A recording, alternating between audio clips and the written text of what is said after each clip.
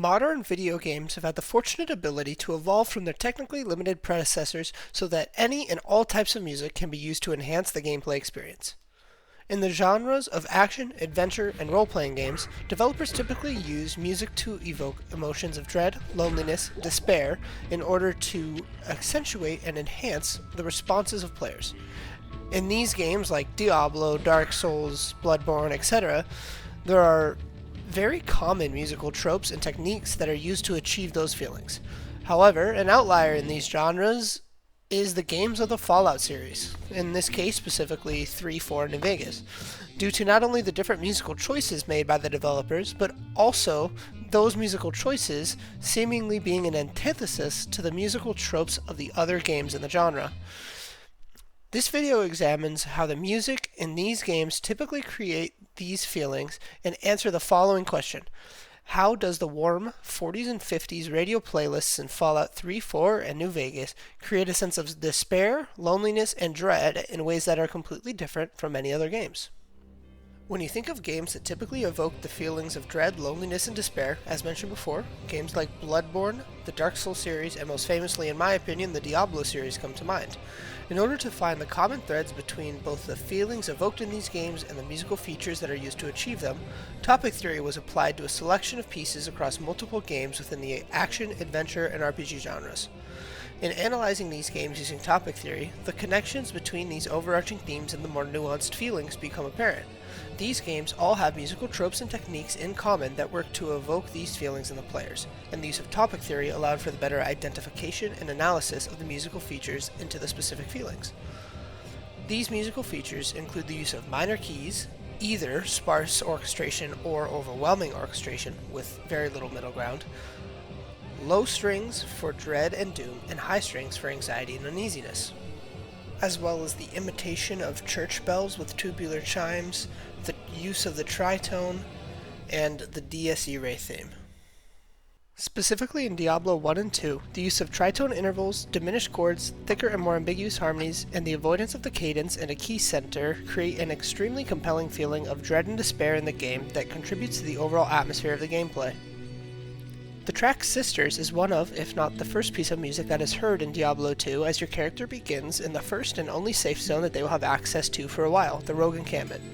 Instead of the Rogue Encampment having reassuring and hopeful music to inspire the player to fight off the evil that awaits outside the walls, it has ambiguous harmonies and avoids a cadence for the first 40 seconds of the track. Sisters features a full string section with horn and harp interjections, with a 12-string guitar sprinkling tremolo drones, arpeggios, and harmonics throughout the piece. In Sisters, the key that is tonicized after 42 seconds is E minor, but the chord progression instead starts on a B minor, goes to F sharp minor, and then back to B minor. This sets up the feeling of B minor being the tonic initially because it sounds like a 1-5-1. However, it goes from that B minor to an A5, a G major 7, and then an F major 7 sharp 11. This downward motion initially leads the listener to expect a cadence, but that expectation is subverted with that F major 7 sharp 11 because it is the flat 2 major 7 in the key, that then goes back to the 5 chord of B minor. After the motion from the major 7 chord to the minor 7 chord, the cadence finally arrives, but instead of with a typical cadence structure, it goes from a major 6 chord, which is a normal predominant chord in minor, to a major 2 chord, which leads the listener to once again expect a B minor chord to come next. If B minor was truly the key, then this chord progression would make a bit more sense, as it would be going from the flat 2 to the 5 to B minor as the 1. However, the piece instead cadences to an E chord, but not an E minor chord, an E sus2, having the F sharp carry through the measure, never resolving to the third of the chord. This single progression reveals how complex the music is and how the harmonic, ambiguity, and instrumentation can lead a player to feel dread and uneasiness right from the start of the game.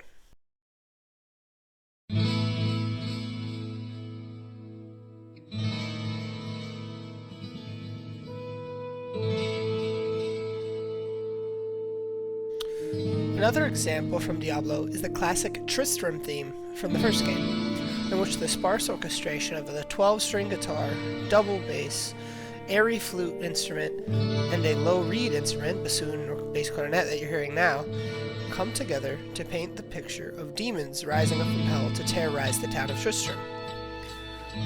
The opening features the 12-string guitars strumming chords with a heavy delay effect and added harmonics, with the melody in that low reed voice and an airy flute-like instrument.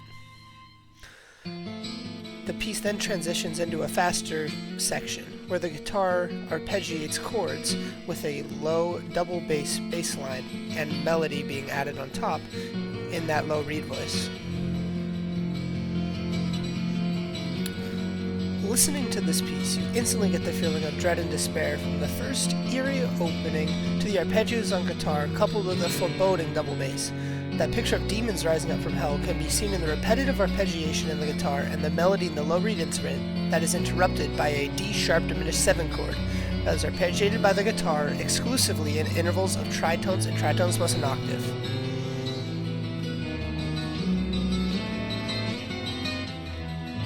As you just heard. This is one of the most obvious examples that was found of the explicit use of tritones in music to evolve the feelings of dread and despair.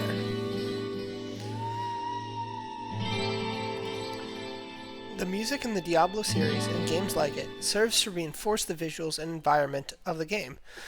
The use of meandering chords and harmony displays this, as the world of Diablo 2 starts you off in a small camp, gives you one quest, and sends you out into the wilderness that is expansive and procedurally generated. Furthermore, the use of diminished chords and arpeggiating with ascending tritones, as highlighted in the Tristram theme, is a clear example of the music accentuating the game and its environment because of the associations this type of harmony has historically. The tritone has long held the moniker of the Devil's Interval, so its use ascending is a clear tie to the demons coming up from hell and invading the world of Sanctuary. In addition to the harmonic elements, the actual range of the instruments and frequencies found in the tracks also reinforce the visuals and environment. This can be seen in the Sisters track because of how it features very low string bass throughout the piece with interspersed harmonics in the guitar. Examining the spectrograph of this track also reveals how the full spectrum of overtones is present in these tracks, with the frequencies present being as high as around 20,000 Hz. In Diablo 2, this matches the feeling of the expansive world and wilderness that you are traversing through, fighting waves of demons along the way.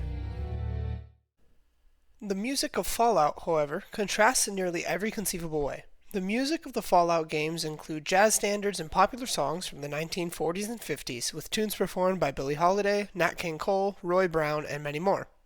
Whereas the music from Diablo has dense and ambiguous harmonies and chord progressions, the music in Fallout's radio playlists mostly contain conventional harmony and simple, predictable chord progressions.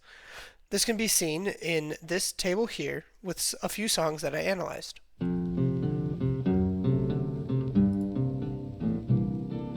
I don't want to set the world on fire.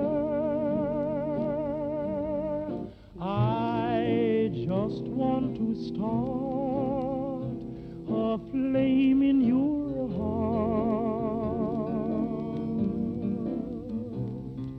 In my heart I have but one desire, and that one is you. No other will do. I've lost all ambition for worldly acclaim. I just want to be the one you love.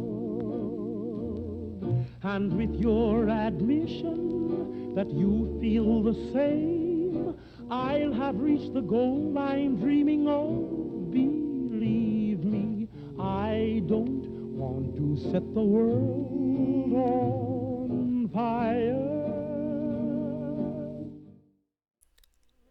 The biggest aspect of the analysis that stood out to me is the aspect of irony. This music has lyrics or atmospheres that mostly relate to not wanting to set the world on fire, or move mountains, or even as direct as love me as though there were tomorrow. This music all feels ironic in the context of Fallout because all of the things that those singers were singing about actually happened in this world. When playing the game, you are walking through a world that was set on fire by atomic bombs, where mountains were moved by force, and where there was no tomorrow for some people when the bombs dropped. In this case, the music is opposing rather than reinforcing the visuals of the game. The game takes the warm, intimate, and romantic sound of the 1940s and 50s and places it over the visuals of a 1950s America that was actually bombed, which was a very real fear for those actually living through that post-World War II era. But how does this relate to the feeling of loneliness, despair, and dread? Well, because as you are playing the game, you tend to have two thoughts running through your head at all times when this music is playing. The first is, the music is all cheery, warm, but the landscape I'm seeing is desolate and cold. The second thought is, the people singing this music are all long dead in the game, and their worst fears were realized, so what else could happen to me? It is the juxtaposition of the music and the visuals itself that causes the music to evoke those emotions. The internal clashing of nostalgia and reminiscence for the golden era of America and the American dream, with the visuals of that era bombed to ruins, create that sense of dread, despair, and loneliness that is present in this game. What furthers the impact of this music is how all of the radio music in Fallout, which is a large majority of the music heard in the game, is diegetic.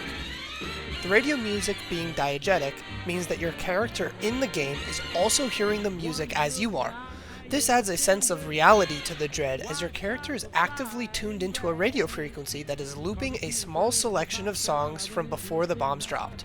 There is also a radio personality that usually is the MC of these stations in the games. These MCs offer very real and familiar commentary on the music that is about to play or just played, but also they occasionally sprinkle in news events that have transpired in the game, those events mostly being what you have caused or been a part of. This further develops a juxtaposition as, for example, Orange Colored Sky by Nat King Cole fades out and the radio MC talks about internal politics within the wasteland before Let's Go Sunnin' begins playing. Or at least the radiation. Let me ask you something, children. You hungry for some 200-year-old Salisbury steak? Are you hungry for some news? I'm guessing news. Here you go. Tensions continue to mount between the courageous forces of the Brotherhood of Steel and their estranged brethren, the Outcasts. Now, normally, family squabbles are none of my business. But when the Outcasts decide to take pot shots at my building, which the Brotherhood uses as an outpost, I make an exception. So, Brotherhood Outcasts, knock it off! I'd prefer not to get murdered in my own backyard. The rest of you Brotherhood cats, can't you extend an olive branch or something? You'd think fighting the super mutants would be enough. Until next time, this is Three Dog, Ow! And you're listening to Galaxy News Radio, bringing you the truth, no matter how bad it hurts. And now, some music.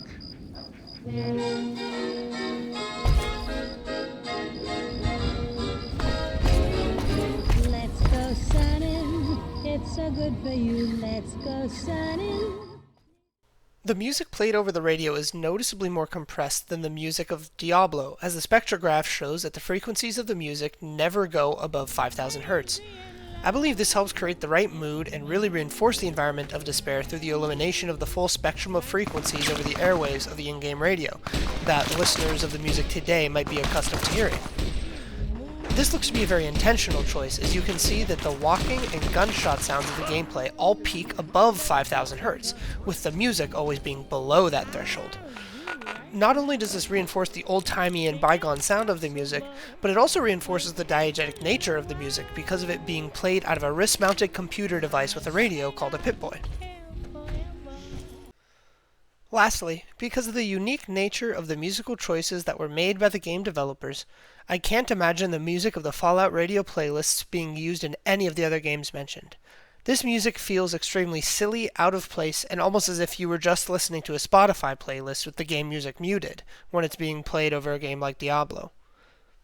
Hey everybody, did the news get around about a guy named Butcher Pete? Old Pete just flew into this town and he's chopping up all the women's meat. He's hacking and whacking and smacking. He's hacking and whacking and smacking. He's hacking and whacking and smacking.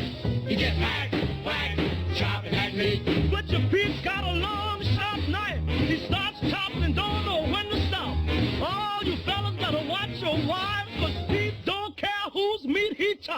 hacking and whacking and smacking. Keep hacking and whacking and smacking. Keep hacking and whacking and smacking. Hack, whack, shouting at me.